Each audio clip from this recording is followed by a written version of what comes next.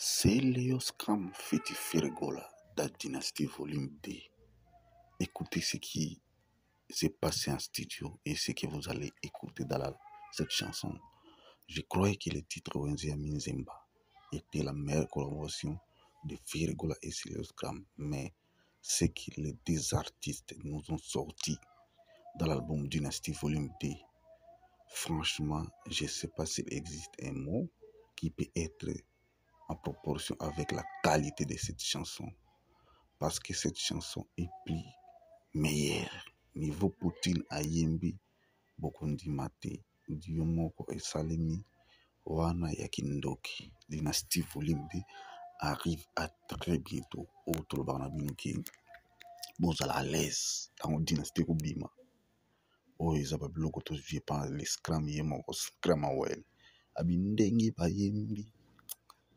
Akataki nzimbo ni moko wenza mizimba eleki mais o ayembi na turuna le padre non eza dio moko wa kindoki tala tang turbana bino kale tala ya réel le succès est éternel bokumba otaka moto aza na talent parce que les talents eza eloko eza inné eza eloko eza éternel tandis que succès eza eloko eza nango éphémère eza nango na courte durée raison pour laquelle Ferregola aza artiste ou aza éternel.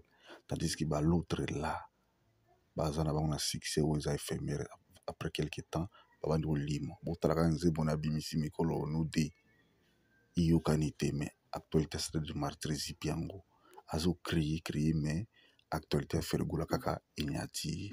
Dabando lo bano depuis début année ki année oza na Ferregola. Poser la kaka beta martyr bo mona makambo salema.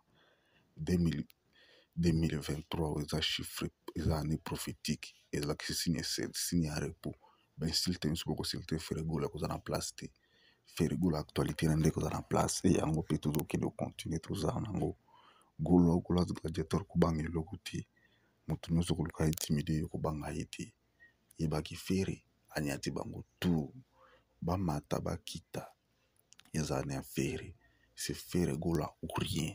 C'est Ferregola ou rien. La musique aujourd'hui, congolaise, est reposée dans le moto à faire. Ce qui ferait les lois malades. Activité musicale, mon côté, ça, ou qu'on bite, qu'on s'appelle ça, bâton, d'un Ferregola sali. Ferregola qui n'a beaucoup à s'appeler si, bâton, privé dans mariage. Après, on peut qu'on bite dans le village à Katana. À qu'on bite dans le village, est-ce que bâton, nous sommes comme attaquer au bête à qu'on est-ce que bah rebelle, bah, souffrir bâton, mais Ferregola dit audace, y'a qu'on bite à qu'on a. Mais bato bayak bazulu non Ferregola non Ferregola c'est un artiste qui sait respecter ses engagements alba qui nebino après stade de martyr ba tournée provinciale pena tournée américaine déjà ba tournée provinciale to moni ba kina est yango ba beti déjà deux prestations ba beti privé ba beti na kati ya village pas ba village ba image ezali ba photo ezali c'est comme ça que artiste azalaka na communion na bato ya mboka na mboka na ye. Et c'est comme ça, Ferregola a pérennisé musique na kati ya Congo. Alors tout le monde va jalousie na bango maintenant que a mal placé Mikolo parce que au Ferregola au sala, bango ba au sala ngote, ils ont devoir à domicile. Ou ba ka devoir peut dicter à bolingo nanga. Si les papiers azana zéro. Mais si la c'est ba mérite réussite Ferregola zanango.